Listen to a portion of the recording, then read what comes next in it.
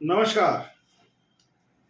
वैशाख कृष्ण पक्ष अष्टमी तिथि 1 मई 2024, दिन बुधवार को दिन में 9:50 के बाद देवगुरु बृहस्पति दैत्य गुरु शुक्र की राशि वृष में प्रवेश कर जाएंगे। मित्र ग्रह मंगल की राशि मेष को छोड़कर वृष राशि में गोचर करते हुए बृहस्पति 3 नक्षत्र कृतिका के 3 चरण, द्वितीय, तृतीय और चतुर्थ, रोहिणी के 4 चरण, मृगशिरा नक्षत्र के प्रथम एवं द्वितीय चरण से होकर गुजरेंगे। ऐसे में कृतिका के स्वामी सूर्य, रोहिणी के स्वामी चंद्र, मृगशिरा के स्वामी मंगल सूर्य, चंद्र और मंगल के नक्षत्र से होकर गुजरेंगे। तीनों मित्र ग्रह हैं। ऐसे में विरोधी शत्रु राशि में भी गोचर करते हुए बृहस्पति महाराज अपना संपूर्ण प्रभाव दे पाने में सफल। ऐसे में वृषभ लग्न अथवा वृषभ राशि वालों पर किस प्रकार का असर छोड़ेंगे, क्या परिवर्तन लाएंगे, इसकी चर्चा हम करने वाले हैं। तो वृषभ राशि अथवा वृषभ लग्न के लिए लग्न महत्वपूर्ण है। मैं फिर कह रहा हूं, लग्न महत्वपूर्ण है। लग्न को आप मूल में रख करके इस प्रेडिक्शन को देखिएगा। लग्न नहीं पता होगा तब आप राशि के अनुसार, नाम राशि के अनुसार देख सकते हैं। तो वृषभ लग्न के लिए लग्न भाव पर ही गोचर आरंभ करेंगे। और जब लग्न भाव पर गोचर आरंभ करेंगे तो इनकी दृष्टियां क्या होंगी? पंचम भाव पर होंगे। इनकी दृष्टियां होंगी सप्तम भाव पर होंगी। इनकी दृष्टि होगी नवम भाव पर। अष्टम और लाभ भाव के कारक होकर जाएंगे। ऐसे में बृहस्पति अपने दृष्टि प्रभाव से काफी सकारात्मक प्रभाव वृषभ लग्न, वृषभ राशि वालों के लिए उत्पन्न करेंगे। देवगुरु बृहस्पति जब केंद्र में होते हैं तो कुलदीपक और केसरी योग का निर्माण कर देते हैं। परिणाम स्वरूप सकारात्मक और थोड़ा सा तनाव भी उत्पन्न करेंगे, क्योंकि प्रभुत्वशाली स्थिति में जाएंगे, मजबूत स्थिति में जाएंगे तो मानसिक चिंतन में वृद्धि कर देंगे और मोटापा बढ़ा सकते हैं। इसलिए खान पान का आपको ध्यान देना पड़ेगा। शरीर स्थूल हो सकता है, मोटा हो सकता है। स्वास्थ्य के कारण मानसिक तनाव हो सकता है आपको, इसलिए ध्यान देना पड़ेगा। शरीर में किसी न किसी का अवरोध के कारण, तनाव के कारण, कष्ट के कारण मानसिक चिंता ज्यादा उत्पन्न हो सकती है। जैसे सर दर्द हो गया, झल्लाहट हो गई, तनाव अकारण उत्पन्न हो गया, स्पॉन्डिलाइटिस की स्थिति हो गई, गैस चढ़ गया, इस तरह की समस्याएं, चुटपुट समस्याएं वर्ष भर आपको बनी रहेंगी। इसका ध्यान देना है।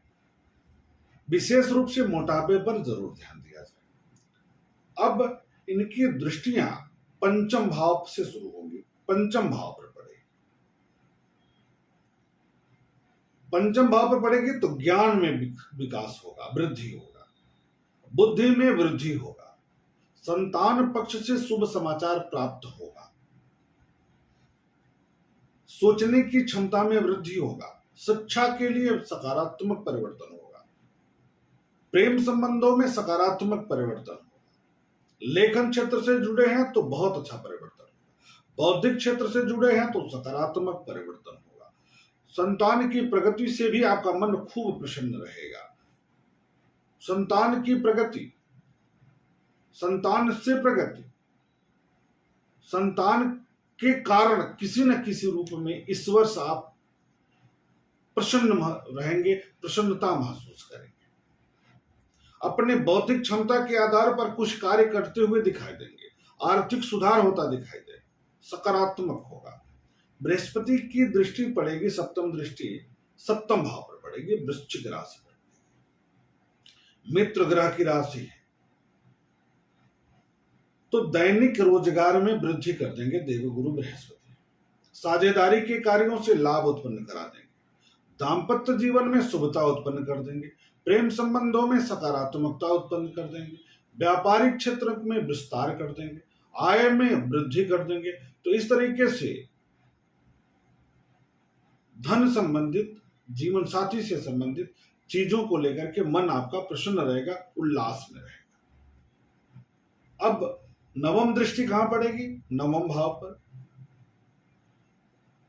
यद्यपि यह दृष्टि नीच की हो, लेकिन भाग्य भाव पर होगा, तो कार्यों में भाग्य का साथ प्राप्त होगा, पितरों का आशीर्वाद प्राप्त होगा, पिता का सुख सानिध्य प्राप्त होगा, कम परिश्रम के बाद भी आपको अच्छे परिणाम मिलेंगे, धर्म क्षेत्र में आपकी रुचि बढ़ेगी, कर्तव्य निष्ठा में वृद्धि होगी, आप अपने परिवार का नाम समाज में बेहतर करेंगे, आगे बढ़ाएंगे, सफलता प्राप्त करेंगे। लेकिन यदि मूल कुंडली में देवगुरु बृहस्पति पाप पीड़ित हैं, तो बृहस्पति के लिए उपाय करना पड़ेगा, बृहस्पति की शुभता में वृद्धि के लिए उपाय करना पड़ेगा। अब बृहस्पति थोड़ा नकारात्मक प्रभाव क्यों दे रहे हैं? उसका मूल कारण है अष्टमेश होते हैं, एकादशेश होते हैं और लग्न भाव पर जा रहे हैं, राशि भाव पर जा रहे हैं, तो ऐसी स्थिति में मानसिक चिंता बढ़ जाएगी। सब कुछ होने के बावजूद आप मानसिक स्तर पर तनाव महसूस करेंगे। तो उपाय क्या है? किसी भी धार्मिक स्थल पर जाएं, लड्डू रेशम या बूंदी का हो उसे चढ़ाएं, और वहां पर जो भी लोग हैं, बाहर बैठे रहते हैं, जो भी श्रद्धालु हैं, गरीब हैं, जो लोग भी हैं, उनको बांट दें, बांटते रहें।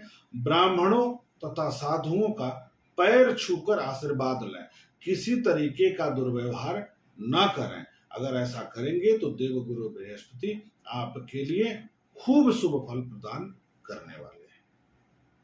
इस प्रकार वृषभ के लिए कैसा रहा? अब हम मिथुन की बात करेंगे अगले कार्यक्रम में। तब तक के लिए नमस्कार।